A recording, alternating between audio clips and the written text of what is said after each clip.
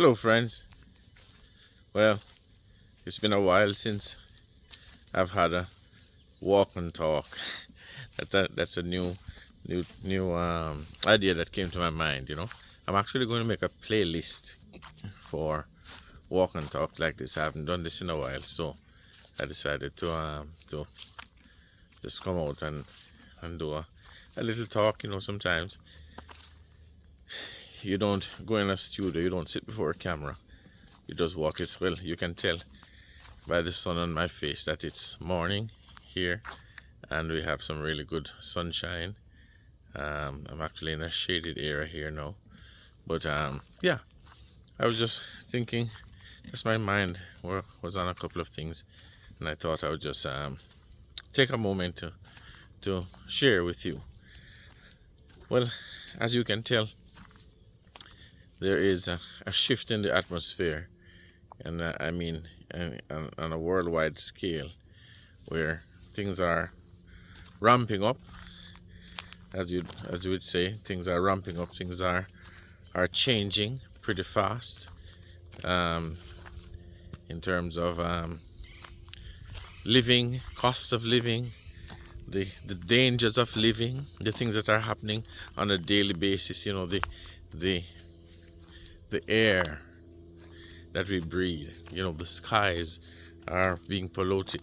Our food is being polluted. Our water supply is polluted. Every medication is polluted. Tissue paper is polluted. All of these different things are happening on a scale like we have never ever imagined. And for that reason, I just decided to talk a little bit. We do have a program on Sunday afternoons where we discuss certain things, and this past Sunday we had some really good discussion, just looking at some of these things that we were told, that Jesus told us about, things that we were to look for, things that we were to expect. And if your eyes are not fixed on certain things, if your mind is not set in a certain direction, it's hard for you to grasp or to see it. You know what I mean? Because that's what Jesus says, that we are to be looking for certain things at the end. And he says, when you shall see it come to pass, then you shall know. So we've just been examining some of these things as it relates to the abomination of desolation and what will directly transpire as a result. For example, both Matthew and Mark talks about what happens as a result of the abomination of desolation, which is set up where? In the holy place. Where is that? The place which is not supposed to be. Where is that holy place? Well, the examination shows, from the biblical perspective, that holy place is the human body. And so once something is put in the human body, and we even discussed this perspective as to why is there such a big push to get this technology inside of the human body. It is obvious that it is to set up certain things that was created by the Antichrist. Look at what it says, that that this Antichrist will be revealed. But what causes revelation is a great apostasy. What it says is a falling away, and there comes a revelation. This falling away brings a revelation, and the revelation that it will bring is that you will actually see and recognize when that man of sin, the son of perdition, takes his place and sits in the temple of God, showing himself to be God. You explain that to me.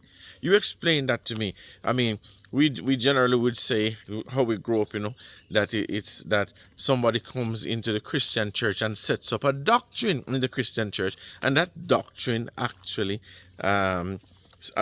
relates to the fact that if this doctrine is not of God, it's a creation of this entity, and this doctrine really is what identify. But is that really true?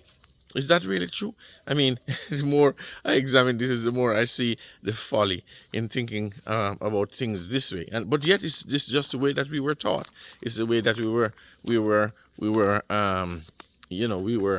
schooled or educated, and because of that, we see things this way. Now, I realize the I'm really under some trees right now. A lot of shadows are passing and even darkening. I'm not sure if that is good or it's just because the lens of the camera is exposed. Anyway, but I'll keep walking and talking, because this I believe to be to be very, very important in our understanding of things, in our understanding of how things are transpiring now. Because when this person, when this person that has been talked about here, the son of perdition, sits in the temple of God and shows himself to be God, what is it talking about here? Is it not that he infiltrates the human body? No, you can disagree all you want, but it's coming, folks. I mean, it's already here. I'm sorry, it's not coming, it's here, right?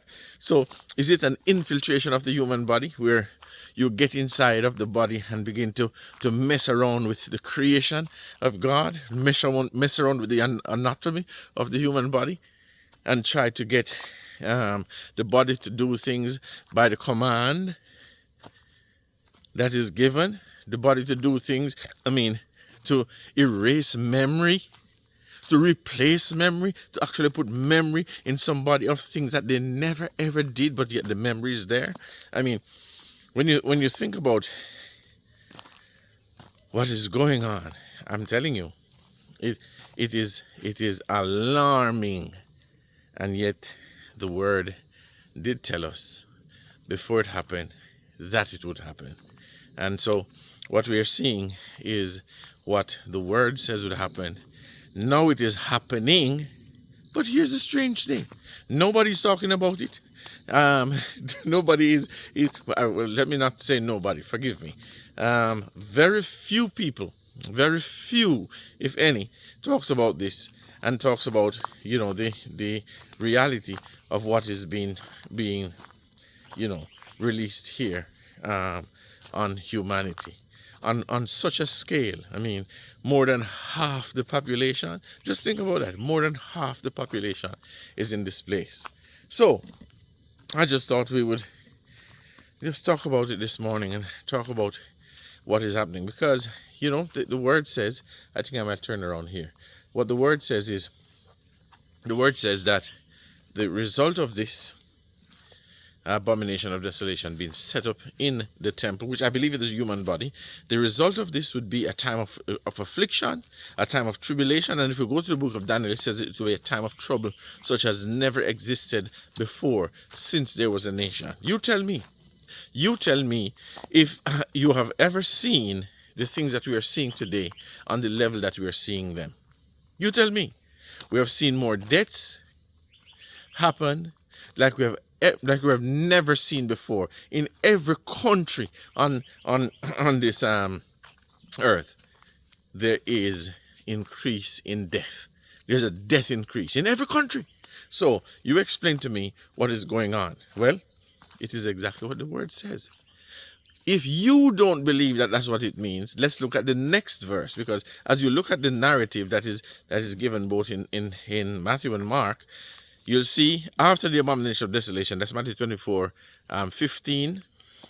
After the abomination of desolation, he says something happens where, you see that piece that talks about this is what they were to look for. Once they see it, they should not stay around. They should, if they're on the housetop, don't go in the house for anything. I mean, just that what it gives was an urgency to leave. Because, see, this was talking about what now? The destruction of Jerusalem, according to Luke's commentary on the same passages. Okay? So, when Jerusalem was besieged, and I said that the equivalent to that was the lockdown of the world. So, I'm just suggesting to you folks that when you examine this, look, you can or you don't. If you don't want it, that's okay. But, I mean, when you examine this, that's what we have seen. We have seen more deaths. We have seen more athletic injuries and deaths on the field. I mean, in all area, people just falling over and dying. In meeting places, it's not just on the field. In meeting places, it's happening as well. Okay? So what are we seeing as a result? This time of affliction and time of tribulation like we have never seen. We have seen sickness skyrocket. We have seen more stillbirth. We have seen more I mean death of infants like we have never seen before. Not to mention what the coroners are now saying. For the last 5 years, they have been talking about this new phenomenon that never existed ever before. What is that? It is these blood clots. These blood clots are of such a nature like they have never seen it before. I mean, it's hard to say it's even blood clot. There's something that is clogging the arteries and clogging the veins that is not blood. That's the point. It's not blood. So it's not blood clots because you're accustomed to blood clots, which is when the blood clots and that red thing that it will dissolve, but it just hardens. Or gels together. But what you're finding is something completely different. It's something that is of a different nature. And look, folks, if you have never heard of these things, it's obvious that you are very much distracted. Or you just don't think that this is for you. And I understand why, because you think that these things are happening to other people, but they're not happening. But let me tell you, you're probably very wrong about that. So as I look at this, the verse that I want you to concentrate on is that verse that talks about, that follows that abomination verse, that follows that tribulation and affliction verse in both Matthew and Mark. And the verse that comes after, I think, is verses 19 and 20 in Mark 13. But that verse says that if time is not cut short, if time should continue, he said, no flesh would be saved. That is the verse I've always examined and looked at. And I realized, and that word, no flesh should be saved, it means that no flesh would be left alive. And I realized through some other discoveries I made more recently of what they're doing with the animal kingdom, what you're putting these packages and dropping these packages by airplane or helicopters, whatever way, drones probably, I don't know, in these different areas, in the wilderness, to afflict and affect animals, to vaccinate animals. Folks, think about that. How worse can it get, or how bad can it get before we even begin to consider what is going on? Now the sun is at the back of me, so I think there's a shadow on my face, but that's okay, right? But how worse can it get before we ever open our eyes and say, wow, what is this? I know it's most times when it's too late. Most times is when it's too late, and then when it's too late, and we recognize what is going on, then we're ready to examine, and we're ready to look, and we're ready to see, then it's over. It's over.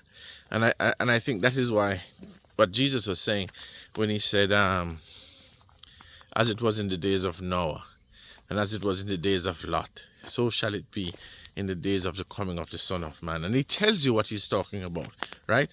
He tells you that what happened in these days is that men were involved in everyday living. That's the point he's really making. They were involved in making a living. They were involved in just working and setting themselves and getting careers and all of that. Is there anything wrong with making a living? No. Is there anything wrong with being focused on career? No. But if it's at the end of the world, it's at the time of the end, and we are focused in that direction, there's everything wrong with that. Do you understand what I mean? And especially the fact that his point in this was that they were so engaged in these things and so distracted from the reality of what was happening in the world that they didn't recognize it until, that's that word, until the flood came and took them away. Until fire and brimstone began falling from heaven. That's the point. So I recognize that he's right. He's right. I can sense it in my being that he's right. I look around me and I see that he's right. I mean, the perspective of seeking first the kingdom of God and his righteousness should permeate our nature and everything in us. Why? Because the entire issue surrounds whether or not we are saved and living in a saved relationship. And if we're saved and living in a saved relationship, if he's in us and he has filled us, then guess what? Should we not be about, our Father's business? Should we not be about the building of the kingdom? And yet that's what we don't see happening. We see most people involved in earning more, getting more, being involved in more things to make more money, but very, very, very little as it relates to the kingdom. But we all see it, and maybe at some point we were even in it. But what we see happening is, well, we make sure we attend services. So we go to church. We make sure we attend services. We pay our tithes, and we give our tithes, and we give our offerings, and we give all of these different things. And we think that is actually, a way of making up for what we should be doing. But it's not. And the sad part for those living in the days of Noah, and the sad part for those who lived in the days of Lot, is that the flood came and took them all away. Is that the fire came and burnt up everything, and they were completely destroyed. See, this reality, folks, that the Master is bringing to us is so important. But yet, we don't have the time for that. We don't have the time for recognizing what we're losing and what we're missing out on. And because we don't have the time for it, by the time we recognize what is happening, and by the time we recognize what is going on, it will be far too late for us.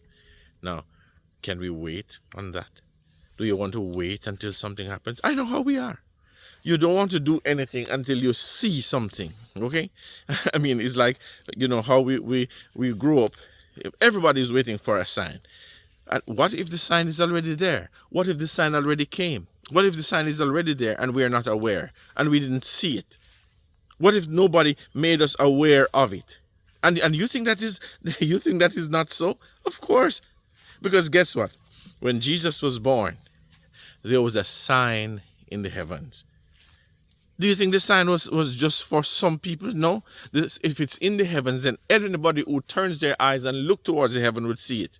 What was it? It was a star. Now, notice that those who came searching, they came and they said to Herod, "Where is he that is born King of the Jews?" Why? Because we have seen his star, and we have come to worship him. Now, if they saw the star, why could not others have seen the star? The same is true. If the sign did come and some folks are able to see the sign, if I saw the sign, why couldn't you see the sign? Well, it's because those men were looking for the sign. Those men were studying the prophecies. Those men understood what it meant. Those men, because of their desire for this reality, because of their desire to see this king born, because of the amazement of the fulfilled prophecy overtook them. And so they went in search of him that is born King of the Jews. They went to the Jews, they went to the people who should know. And guess what? They had no clue. Okay? How do I know? Because when Herod called and asked the wise men, or those men who were supposed to be prophetic men, those men who knew the prophecies, when he asked them about this, they said, yes, that's what the word says. But guess what? They didn't know where the sign was. Those only who were seeking for it saw it. But everybody could have seen it. But it was only those who were looking found it.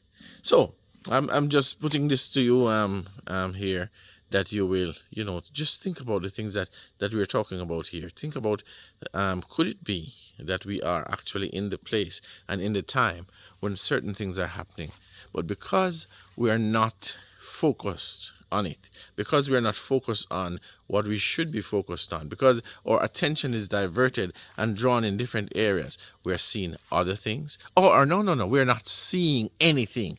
It's not other things, because our focus really is mainly on survival and just living from day to day. When, because we have failed and we have continued in just normal levity, when we should be focused on the kingdom, when we should be focused on building up the reality of who we are, we will be lost. That's a sad part. Anyway, folks, I just wanted you to think about this, these few thoughts. I just went for a walk, and I thought I would just share this. As I said, this is a well, I would call it a new playlist that I'm setting up called Walk and Talk, and of course I'm going to be having that Jamaican cultural music of long time I haven't seen you. Come let us walk and talk. In the Jamaican cultural singing of that song, it's very different. But I'll have that music at the start, and probably have that music at the end. So I just wanted to know I appreciate you. In fact, I want to give you some updates on the website, that I'm hoping will be of benefit to all. All right. So thank you so much for your time and your company this morning. Thank you for joining me on this walk. May you have a blessed day. All right. Until next time. See you. God bless. All right. Bye-bye.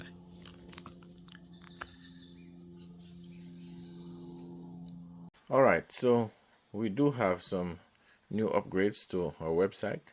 Let's take a look. Open your browser, hwgm.info. That's the website. It should bring up this main page. On the top, we have the navigational keys, and you go to the home. You can actually meet Howard, or you can contact Howard, which will open to a new form. You just fill out that form, fill out the information there, submit, and it will send a message. Or you can go and invite to speak, which will open another form where you'll fill out and submit, and that will be sent to me. You can also explore our resources, where you can check out books, you can check out tracks, or you can go to social media pages, which has these resources. I do have some 3 embedded sermons, but I do have also 5 platforms that you can connect with me at: BitChute, Brighteon, Rumble, Odyssey, YouTube, and you can also check out that awful thing which I did regarding the abomination of desolation. You can explore that site. It actually brings you down to a 4-part series that I did, which is also on YouTube on a different channel. Or we have also set up this prayer button that you can send in a prayer request, which will take you to a form. Fill out the form, the details of the form, of the information or the prayer that is needed, submit, and that will come directly to me. Also, there is that call to prayer. This is a new tab that carries 3 different perspectives. It's one first is that weekly Monday night prayer meeting, or you can join our fasting, which is every first Sunday, or you can ask to join or become a prayer partner. Just click on that button. It will take you to a Sessions app. Download the app and go back to the page, find my ID link, type that in, connect with me, and ask me to add you to the prayer group, the prayer warriors.